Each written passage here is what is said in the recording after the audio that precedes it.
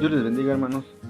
Vamos a continuar con nuestra serie de predicaciones que hemos estado teniendo desde hace ya un buen rato, hermanos. Hemos estado aprendiendo ahora en Mateo capítulo 8, de los versículos del 5 al 13. Hoy vamos a ver la segunda parte de lo que dejamos de ver la semana pasada.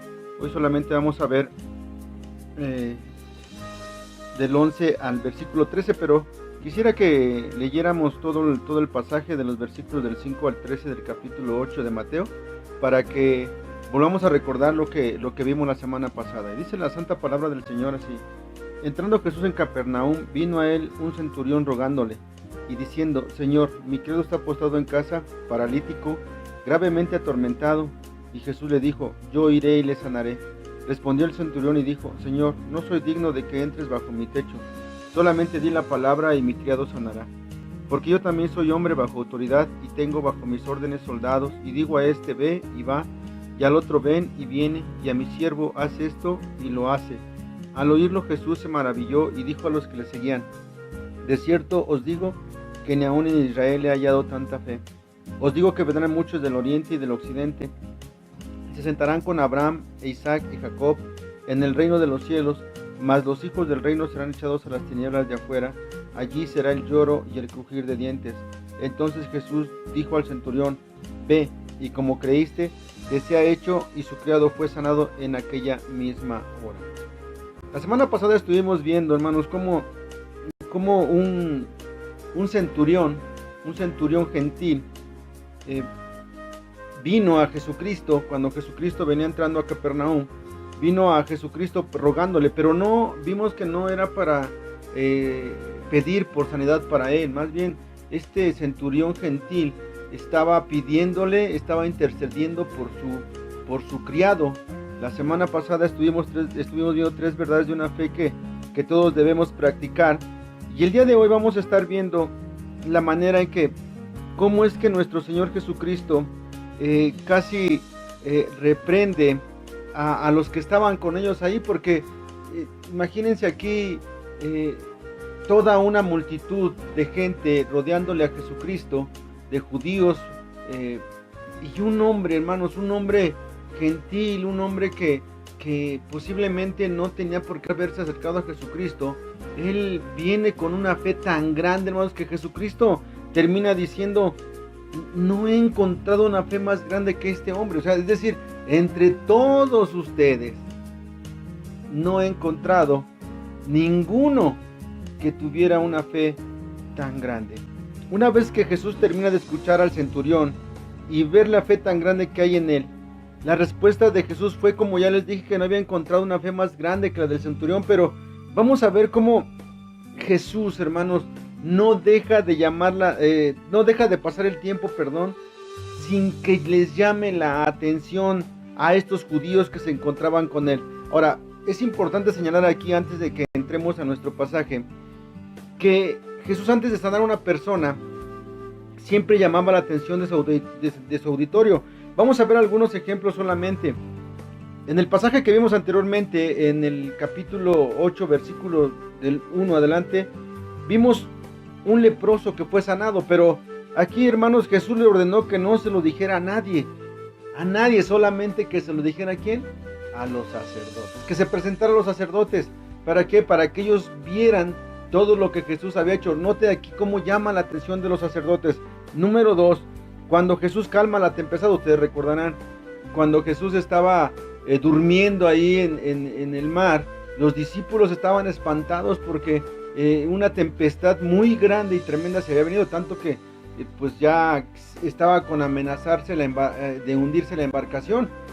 Pero lo que Jesús hace, hermanos, es que les llama la atención y les dice: ¿por qué han dudado, hombres de poca fe? Notarán también, en el momento que Jesús sanó a un paralítico, llama la atención de los que estaban allí, porque no creyeron que él podía no podía perdonar pecados y sanar enfermedades. También les llama la atención ahí. Jesús, recuerdan, también sanó a un hombre con la mano seca, pero antes de sanarlo también llamó la atención a todos los que estaban allí. Y el día de hoy estaremos viendo un llamado a no descuidar una salvación tan grande. El primer llamado a no sentirnos mejor que otros en el versículo 11. Segundo llamado, a no confiar en nosotros mismos, versículo 12. Y el tercer llamado, un llamado a confiar plenamente en Jesús, ahí en el versículo 13. Entonces, entremos de lleno una vez que hemos visto aquí un poquito la introducción. Y nuevamente les vuelvo a repetir, el título de nuestra meditación el día de hoy se llama Un llamado a no descuidar una salvación tan grande. Veamos el primer llamado, un llamado a no sentirnos mejor que otros, versículo 11. Y os digo que vendrán muchos del oriente y del occidente, y se sentarán con Abraham e Isaac y Jacob en el reino de los cielos. Fíjese, aquí es necesario que vayamos poco a poco en este versículo, porque muchos en este grupo se decían ser creyentes, pero como lo dije anteriormente en la introducción, no llegaron a tener la fe de un centurión gentil. Es decir, tanto que se decían ser creyentes, tanto que se decían conocer las escrituras, tantos que se decían que enseñaban, pero Jesucristo no se dejó guiar por el conocimiento. Nunca se va a dejar guiar nuestro Señor por algún sentimiento o por el conocimiento. Él siempre va a mirar el corazón. Por eso es que aquí en el versículo les dice que muchos vendrán del oriente y del occidente. ¿Para qué, hermanos? Para hacer que los judíos se pusieran a reflexionar sobre quiénes son o serán los que iban o van a habitar en el reino celestial. Y cuando Jesús menciona el oriente y el occidente, está haciendo referencia a creyentes gentiles y a los elegidos de la nación de Israel. Pero noten aquí algo importante. El pueblo de Israel es escogido, el pueblo de Israel es escogido por nuestro Señor. Y no le va a negar, pero no por eso le va a negar la salvación a los gentiles. Note lo que dice Mateo 24:31. Y enviará a sus ángeles con gran voz de trompeta y juntará a sus escogidos de los cuatro vientos desde un extremo del cielo hasta el otro. Noten aquí dos cosas en este versículo de Mateo 24:31. Tenemos primeramente los ángeles. ¿Qué hacen los ángeles? Aparecen a las órdenes de nuestro Señor Jesucristo. Otra cosa que vemos en este versículo, el sonido de la gran trompeta. Ahora, ¿por qué la trompeta? Bueno, la trompeta tiene una misión de congregar y convocar, es decir, esta trompeta está tomando del uso judío. Cuando una trompeta se escuchaba, estaba convocando a las reuniones judías o a las asambleas. Es decir, el sonido de la trompeta era también utilizado para la guerra o para hacer algún anuncio. Es la orden que se da para que se congreguen todos los elegidos desde los cuatro vientos. Ahora, noten, estos elegidos judíos y gentiles no están en Jerusalén. Lo vemos en el versículo, están esparcidos por todo el mundo. Estos son los que van a ingresar en el reino. Entonces lo que Jesús está tratando aquí es que los judíos rechazaron a Jesús y la consecuencia de este rechazo fue la salvación también para los gentiles. Hermoso este versículo, hermanos. Porque si los judíos no hubieran rechazado al Mesías, nosotros lamentablemente no hubiéramos alcanzado la salvación. Romanos 11:11 dice, digo pues, ¿han tropezado los de Israel para que cayesen? En ninguna manera, pero por su transgresión vino la salvación a los gentiles para provocarles a celos. Fíjese cómo la incredulidad de Israel, amados hermanos, abrió la puerta de las oportunidades a los gentiles. El propósito de Dios es que cuando los judíos incrédulos, fíjese, vean un gran número de gentiles convertirse a Cristo, ¿sabe qué va a pasar con la nación judía? Se van a poner celosos y entonces se van a arrepentir y van a regresar a la fe. Es por eso que los judíos siguen duros de corazón. Gracias a Dios, hermanos. Gracias a Dios que los judíos siguen duros de corazón, porque muchos gentiles como usted y como yo pueden seguir entrando al reino de los cielos, pueden venir al conocimiento de la palabra, pueden venir a la salvación. Pero eso es trabajo de usted y mío, que mucha gente gentil, como éramos o como somos usted y yo, puedan venir a la salvación, como lo hicimos usted y yo. Entonces, los judíos, amados hermanos, cuando muchos gentiles hayan venido a la salvación, también van a venir los judíos. Todo Israel será salvo. Ellos estarán también presentes en un banquete. Ahora, noten la segunda parte del versículo 11. ¿Para qué se van a reunir desde todas las partes? Dice, y se sentarán con Abraham e Isaac y Jacob en el reino de los cielos. Se sentarán. Aquí estamos hablando de un tiempo futuro. En el griego, esta palabra sentarse quiere decir vendrán para recostarse o van a venir para reclinarse a comer. Y esto es muy importante porque en los tiempos de Jesús la costumbre era comer sobre divanes alrededor de una mesa llena de manjares, pero allí estaba el anfitrión. Esto es hermoso, hermanos. Allí estaba el anfitrión. Esta es la referencia que Mateo hace al decir que los que vengan del oriente, los que vengan del occidente, va a ser para disfrutar de un gran banquete en comunión con su anfitrión. Los que van a ser salvos o los que ya son salvos, amados hermanos, van a estar disfrutando de un gran banquete con su Salvador. Esto es hermoso, hermanos. Esto es hermoso, pero es hermoso para nosotros, por supuesto, como gentiles, los que ya hemos conocido a Cristo, pero Jesucristo aquí le está hablando a los judíos que solamente se estaban llenando de conocimiento de la palabra, solamente estaban diciendo que seguían a Jesús, pero por descendencia. Por eso es que también menciona aquí, se van a sentar con Abraham, con Isaac y con Jacob. Miren lo que dice Isaías 25:6. Y Jehová de los ejércitos hará en este monte a todos los pueblos banquete de manjares suculentos, banquetes de vinos refinados, de gruesos tuétanos y de vinos purificados. Qué profecía tan más maravillosa, hermanos, porque se van a reunir tanto gentiles como judíos. ¿Sabe para qué? Para una fiesta que jamás se ha visto. Estas fiestas será porque el mal, el pecado ya se erradicó. El gozo será completo en la eternidad con Jesús. Por eso Jesús quiere que su mensaje de salvación sea predicado en todo el mundo. Ahora, durante esta fiesta, Dios va a destruir la muerte también para siempre. Pero ¿para quiénes serán los que gozarán de este banquete? Serán solamente, escúcheme bien, amado hermano, hermana, será solamente los que hayan vivido en una fe verdadera. Estos serán los que se sienten en la mesa del reino celestial, porque han sido regenerados con un nuevo nacimiento. Ahora, noten aquí que Mateo por ningún lado está hablando que los salvos, escuche bien también aquí, quiero ser muy claro y enfático, los salvos serán los de una religión en especial. No, hermanos, no, hermanas, Mateo no está hablando de ese modo. Mateo está diciendo que los salvos son los que de verdad se han identificado con Jesús. ¿Por qué lo decimos? Nota el gran contraste entre un hombre gentil que creía en Jesús sin ninguna reserva. Y el gran contraste, había mucha gente que a pesar de haber visto muchas señales que Él les dio, negaron su fe. Juan 12:37, pero a pesar de que había hecho tantas señales delante de ellos, no creían en Él.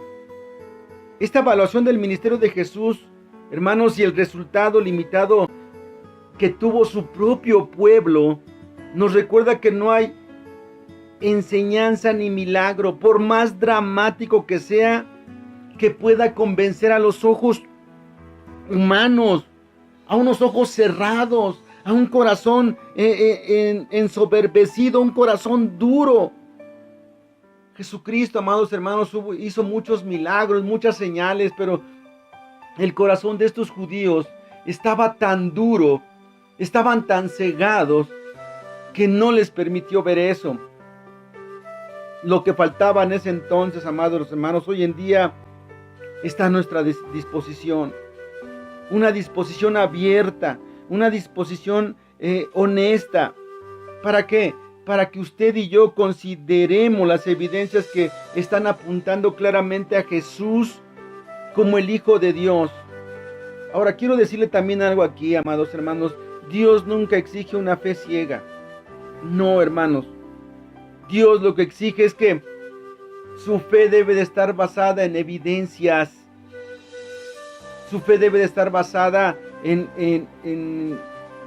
debe de ser mejor una fe que convenza, que usted esté convencido. Pero de verdad aquí parece increíble el rechazo de Jesús por parte de su pueblo.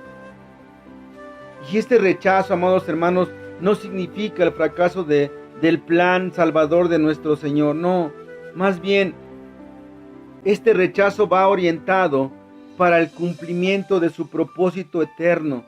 Estos son los hijos de Dios que disfrutarán de un banquete en contraste con los que no han creído en el Señor y que se sienten los hijos sin serlo. Estos judíos, amados hermanos, se estaban sintiendo mucho mejor que otros. Y aquí el primer llamado es para no sentirnos mejores que otros. Muchas veces pensamos, amados hermanos, espero no ofenderles, pero muchas veces pensamos que porque pertenezco a tal o cual denominación soy mejor que otra. No, hermano. Muchas veces pienso que porque tengo un templo grande, lujoso, todas las comunidades, un grupo de alabanza tremendo, con un equipo de audio de la última generación, soy mejor que otra iglesia. No, hermano, no se equivoque. Jesucristo, como le dije anteriormente, no se deja guiar por todas esas cosas. Lo que ve Jesucristo es su corazón. Lo que ve Jesucristo es si en usted hay verdadera fe. No se deje guiar. Jesucristo le está llamando a que no se crea o no se sienta mejor que otros. Jesucristo está llamándole a que usted tenga una fe convincente, que usted esté realmente convencido, convencida de lo que está en la palabra de Dios es verdad. Porque a veces también, o muchas veces, creemos lo que nos conviene y no practicamos lo demás. La palabra de Dios, amado hermano, hermana, es completa. Tenemos que ver tanto las ordenanzas como las promesas. Y a veces no nos gusta ver las ordenanzas. No nos gusta el que el Señor nos diga, tienes que perdonar 70 veces 7. No nos gusta todo eso, hermanos, pero sí nos sentimos mejor que otros, ¿no es cierto? Punto número 2, el segundo llamado, un llamado a no confiar en nosotros mismos, el versículo 12.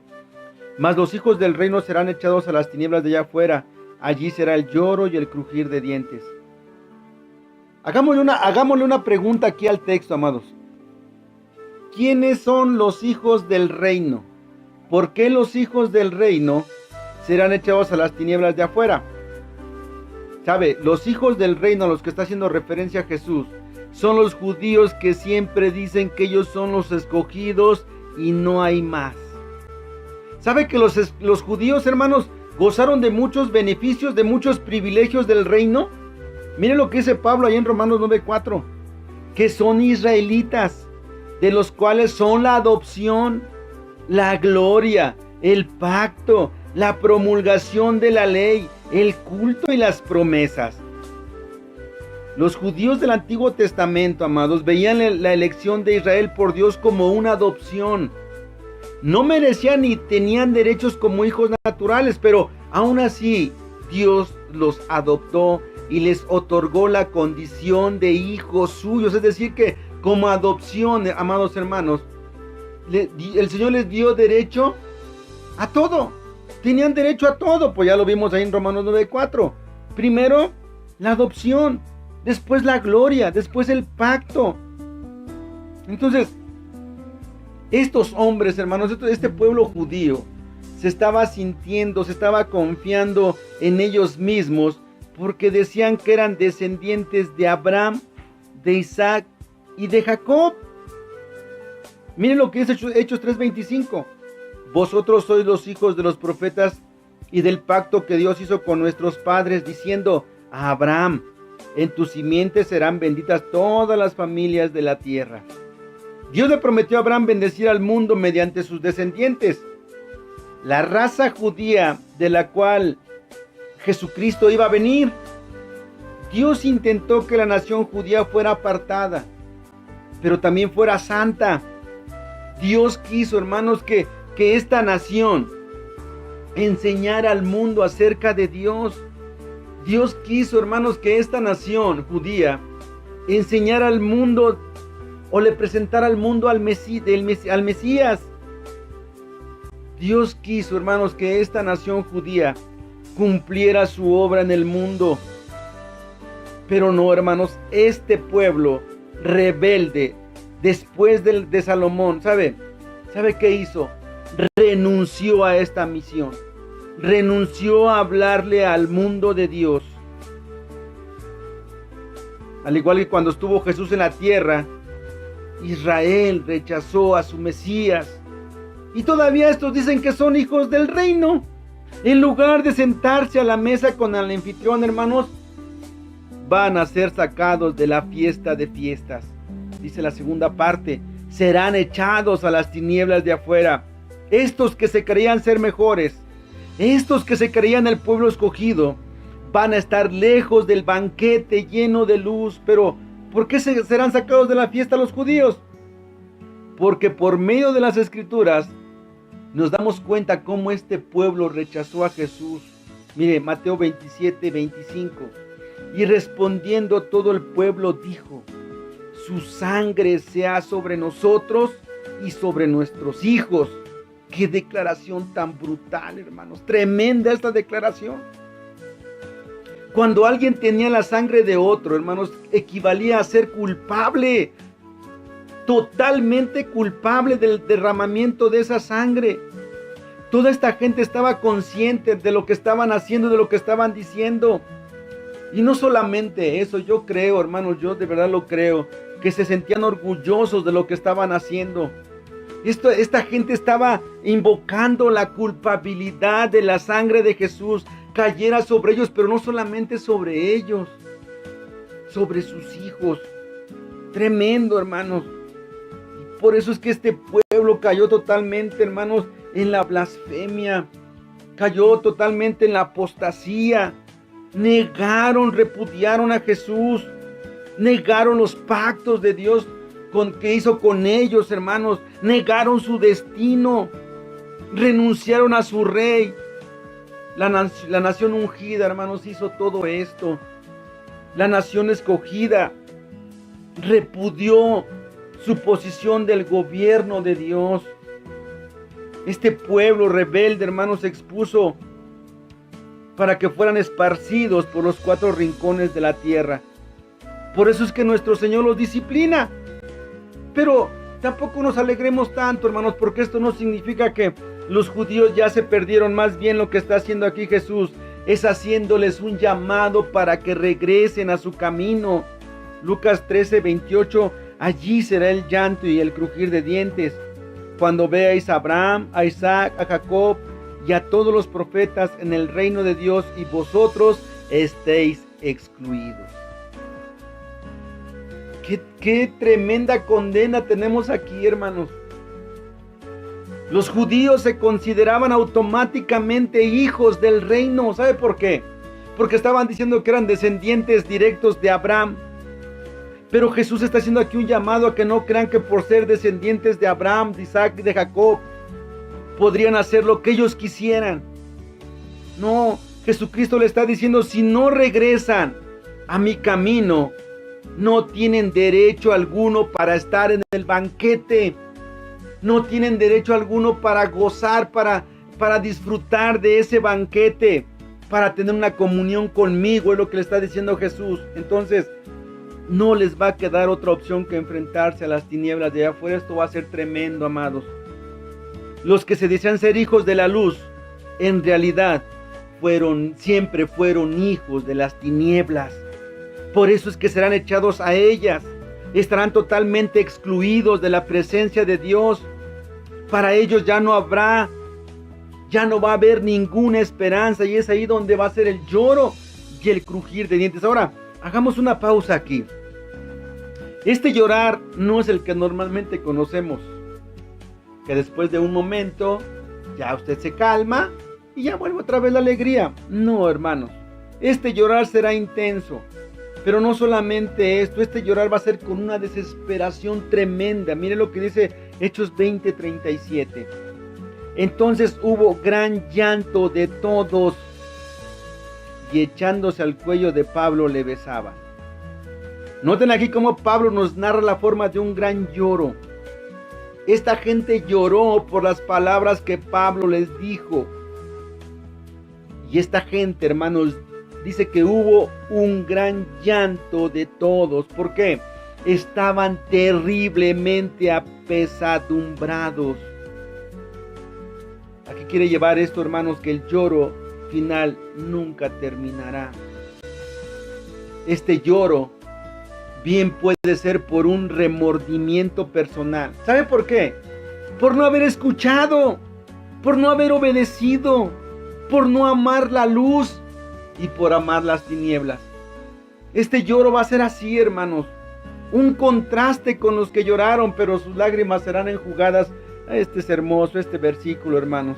Dios mismo va a enjugar esas lágrimas. Ahí en Apocalipsis 7:17 dice: porque el Cordero que está en medio del trono los pastoreará y los guiará a fuentes de aguas de vida. Y Dios enjugará toda lágrima de los ojos de ellos. Todos los que han sido fieles a través de los siglos, hermanos, van a estar cantando delante del trono de Dios. ¿No le agrada esto, amado hermano? ¿No le anima esto? Sus tribulaciones, sus penurias ya pasaron. Ya no hay más lágrimas por causa del pecado, porque ya han sido perdonados. No hay más lágrimas por el sufrimiento, porque el sufrimiento ya terminó. No hay más lágrimas por la muerte, porque todos los creyentes han resucitado para ya no volver a morir. Es hermoso esto, hermanos. Es hermoso este versículo. Pero eso es para los que van a estar en la fiesta, en el gran banquete ahí acompañados, hermanos, por nuestro Señor Jesucristo. Pero los que no, los que han rehusado, los que se burlan, los que han desechado a Jesucristo, dice que vendrá el crujir de dientes o el rechinar de dientes. Y esta es una señal de angustia, hermanos. Es una señal de tormento.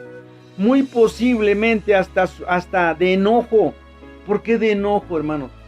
Porque en ese momento ellos se van a estar enojando y van a estar diciendo: ¿por qué no hice caso? ¿Por qué no obedecí? ¿Por qué no entendí?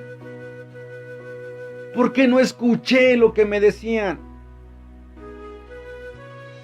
Rechazaron a Jesús, hermanos.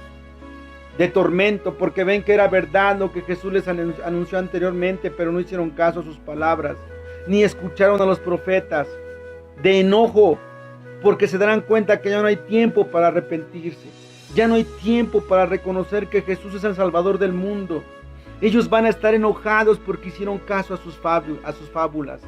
Van a estar enojados porque hicieron caso a sus ídolos, porque hicieron caso a sus creencias. Van a estar enojados, hermanos, por seguir la corriente de este mundo. Ellos cerraron su boca con tal fuerza que van a apretar sus dientes, y estos van a comenzar a rechinar, demostrando con esto una angustia intensa, un enojo intenso, porque su situación ya no podrá ser revertida. Tendrán que vivir de este modo por toda la eternidad. Tremendo, hermanos, el tormento va a ser eterno. Lo que hemos visto desde los versículos 10 al 12, hermanos, no eran solamente para el centurión, sino para todos, para el centurión, para sus amigos, toda la multitud que los acompañaba, para que todos pudieran poner la atención en un asunto mucho más importante que la sanidad física. Es decir, lo que Jesucristo está diciendo: no se preocupen por la sanidad física, preocúpense por su sanidad espiritual. Yo siempre lo he dicho, hermano.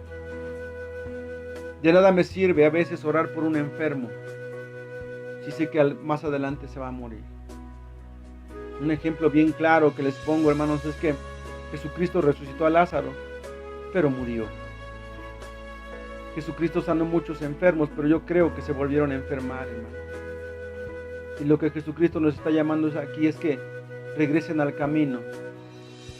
Todos los que se han ido del camino, porque Él los quiere sanar, hermano, para toda la eternidad. Los quiere sanar espiritualmente.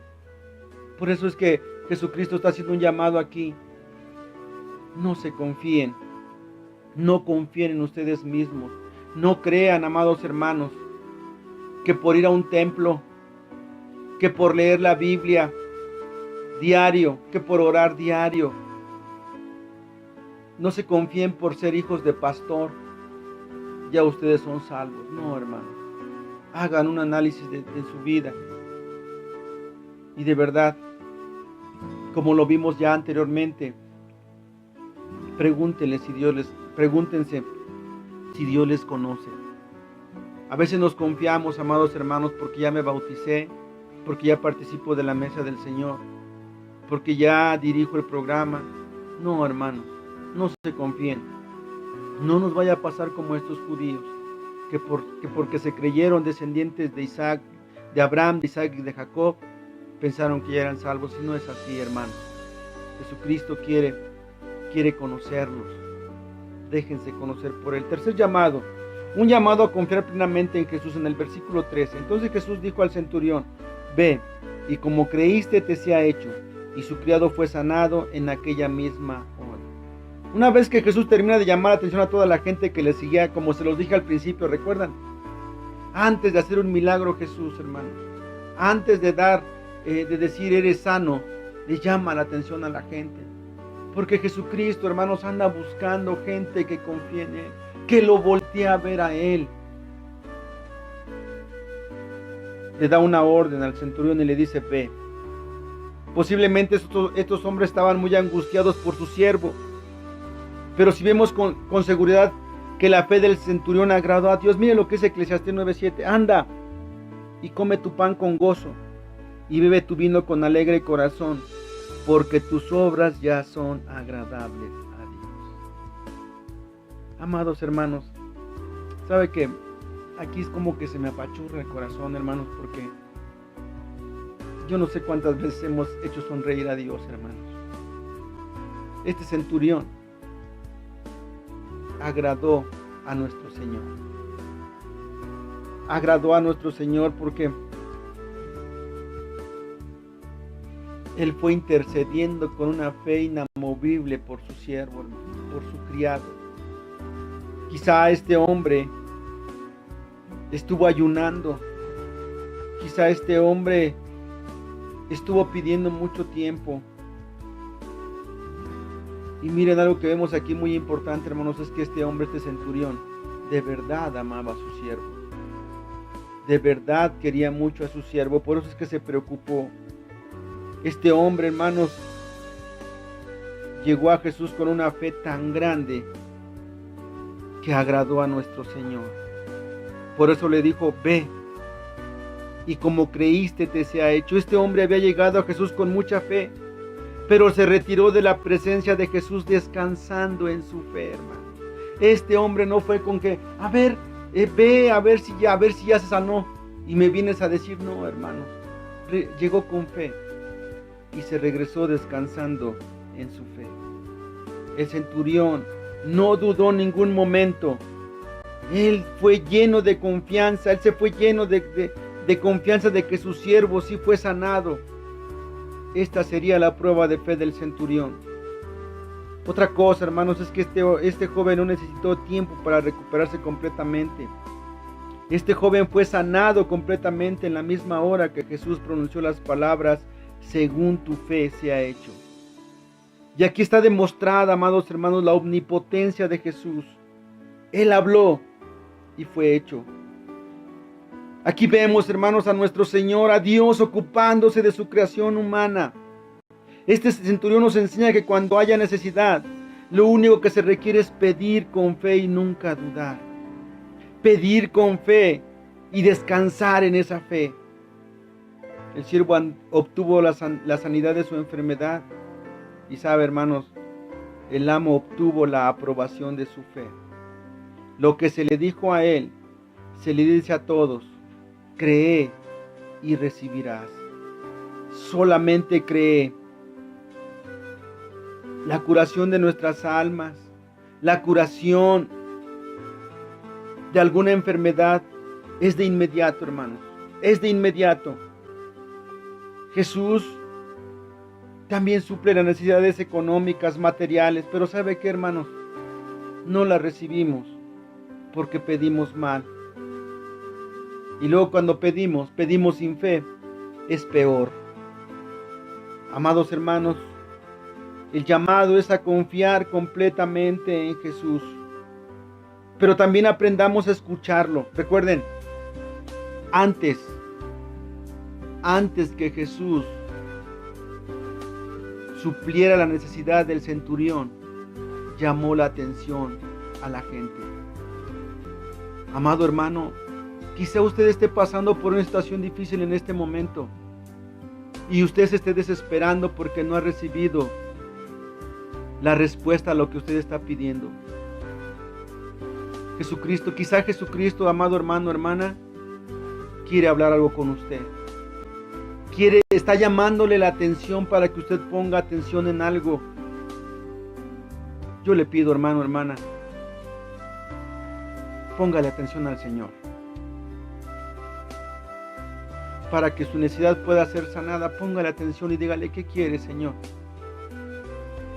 ¿Qué quieres que yo haga, Señor? ¿Para qué estoy pasando esto, Señor? Póngale atención porque Él quiere llamar la atención de usted. Tenemos que aprender a escucharlo. Antes que Jesús declarara sano a este joven, llamó la atención a toda la multitud que estaba con Él. ¿Qué le está usted pidiendo al Señor? ¿Se lo está pidiendo con fe o le está faltando la fe? Amados hermanos, un llamado a confiar plenamente en Jesús. El día de hoy hemos visto un llamado a no descuidar una salvación tan grande. Hermano, no descuide su salvación por sentirse mejor que otros. No descuide su salvación por confiar en usted mismo. No descuide su salvación por falta de fe. Aprendamos a confiar plenamente en nuestro Señor Jesucristo. Y usted va a ver, amado hermano, hermana, cómo nuestro Señor se manifestará con nosotros.